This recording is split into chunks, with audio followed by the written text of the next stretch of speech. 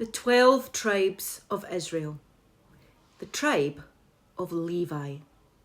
Genesis chapter 29, verses 31 to 34. When the Lord saw that Leah was unloved, he opened her womb, but Rachel was barren. So Leah conceived and bore a son, and she called his name Reuben, for she said, "The Lord has surely looked on my affliction. Now, therefore, my husband will love me."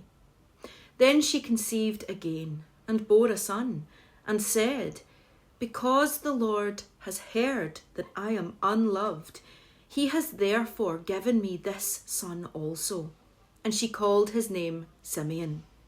Again she conceived, and when she gave birth to a son, she said, "Now at last my husband will become attached to me, because I have borne him 3 sons.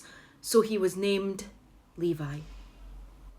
Genesis chapter 49, verse 1 and verses 5 to 7. And Jacob called his sons and said, "Gather together, that I may tell you what shall befall you in the last days. Simeon and Levi are brothers. Instruments of cruelty are in their dwelling place. Let not my soul enter their council. Let not my honour be united to their assembly. For in their anger they slew a man, and in their self-will they hamstrung an ox. Cursed be their anger, for it is fierce, and their wrath, for it is cruel. I will divide them in Jacob, and scatter them in Israel." Exodus 32, verse 19, and verses 25 to 26. When Moses approached the camp and saw the calf and the dancing, his anger burned, and he threw the tablets out of his hands, breaking them to pieces at the foot of the mountain. Moses saw that the people were running wild, and that Aaron had let them get out of control, and so become a laughingstock to their enemies. So he stood at the entrance to the camp and said, "Whoever is for the Lord, come to me." And all the Levites rallied to him. And Numbers chapter 18, verses 6 to 8. "I myself have selected your fellow Levites from among the Israelites as a gift to you, dedicated to the Lord, to do the work at the tent of meeting. But only you and your sons may serve as priests in connection with everything at the altar and inside the curtain. I am giving you the service of the priesthood as a gift. Anyone else who comes near the sanctuary is to be put to death." 12 tribes of Israel, from 12 different brothers, all the sons of Jacob, but from 4 different mothers. Leah bore him 6 of them, while 2 came from Zilpah. Rachel bore another 2, and 2 more came from Bilhah. Levi was the 3rd, and his name declares, attached. It seems the pain in Leah's heart was really quite unmatched.